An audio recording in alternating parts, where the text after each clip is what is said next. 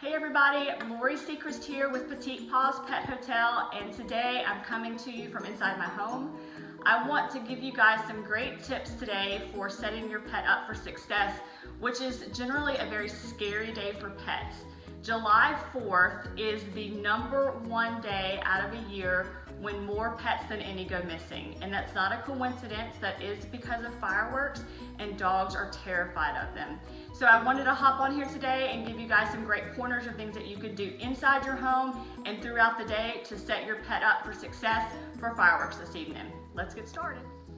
Okay, so the first thing I want to start with in getting ready for this evening's festivities for your pet is I like to give Maple a Kong treat to keep her busy when I put her in her safe place, which is her kennel, during the firework festivity that's going to be going on. So what I wanted to do is just kind of really quick go through the steps of making a Kong treat. This is a Kong. For those of you that may not know, they come in all different sizes. And you definitely want to make sure that you get one that's appropriate for your pet. There's many different other options outside of a Kong treat that you can do. You can hop on Google and Pinterest it all day long. I promise you're going to find a really nice solution.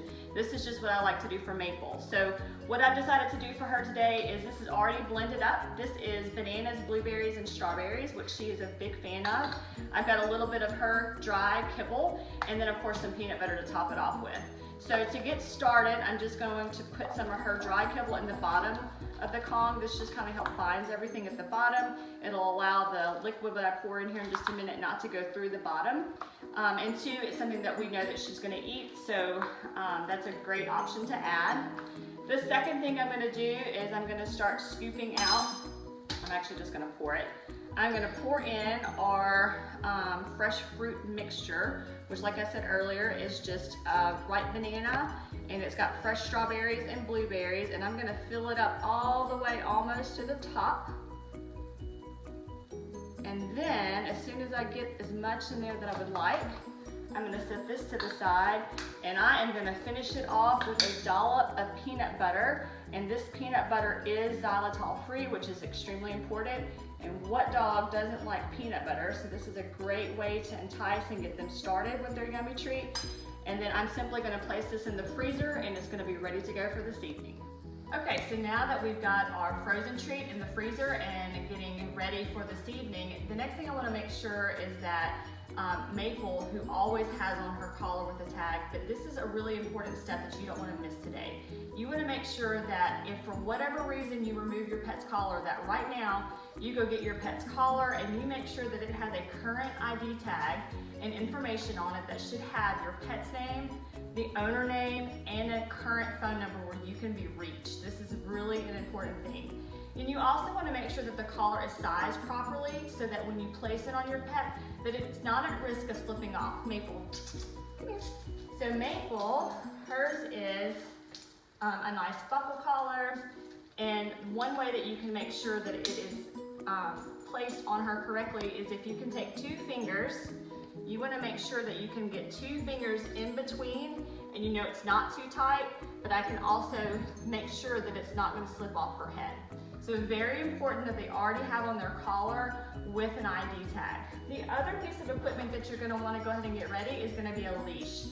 It doesn't have to be a fancy leash. It doesn't even have to be a leash of any specific size, but you are going to want to weigh on later today, particularly if you take your pet out, and we're going to also walk our pet to make sure you have a way to control them better and keep them with you.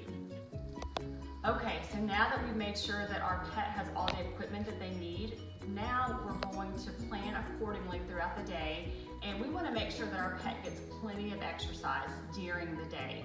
So outside time, whether it's in the house playing, whatever your pet enjoys doing, just make sure that they have ample time during the day to participate in those activities. This will help ensure that your pet is tireder this evening and will hopefully help them rest better during all the festivities that are going to be going on. So now that it's getting later into the evening, you want to plan again accordingly, and let's feed our pet a little earlier than normal this afternoon. So you want to make sure you get their supper ready, they're tired, they've played a lot today, and now it's time to eat. So we're going to prepare their normal meal, let's give them time to eat, and then give them time to digest. And then as soon as we finish with that and they've had that time to digest a good 30 minutes or so, Then we're gonna get our leash, which we got out earlier, and we are gonna leash up and we're gonna take them for a nice long walk. Okay, so now that we have fed our pet their early supper, it's all digested, and then we took them for a nice long walk. Before you get ready to head out to your evening festivities, let's make sure that we get our pet in their safe place. For Maple, this is her kennel. It's a nice comfy kennel. She's got her blanket that she likes. I'm gonna make sure that I put a bowl of water in her kennel for her. I'm gonna also get that treat out of the freezer that we made earlier. I'm gonna leave that with her because I know it's a proper size and I know it's safe for her. And then we're gonna zip her up. I'm gonna make sure all my blinds in my room are closed. That way, any light that she may see maybe won't startle her. And I'm also gonna have some ambient noise in the background. I like to use a fan, but you can use other things such as your TV with music. If they enjoy watching TV, leave it on for them if you can. A radio would even be a great choice. Anything that you can do to help drown out the outside noise for your pet.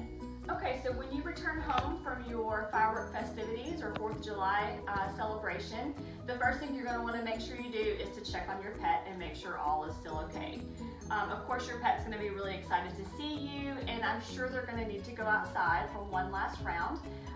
It is super important that you also use your leash when you're walking your pet for that last go around in the evening. Even if you have a fenced-in backyard, you never know when a neighbor or somewhere close by is going to start firing off fireworks again, and you just don't know how your pet's going to respond. So the safest thing to do is to leash your pet, take them outside for their last round, and then bring them back in. I would maintain a safe place for the night. I would maintain some ambient music or a fan or any kind of background noise, just to help make sure that if fireworks continue to go on throughout the night, that your pet is safe and comfy, and they will probably feel so much better because you're back home with you.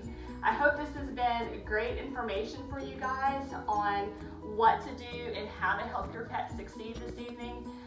We want to make sure that all of our fur babies stay safe, and that when you wake up in the morning that you still have your fur baby safe and at home with you because you took the proper precautions. Thanks so much and happy 4th.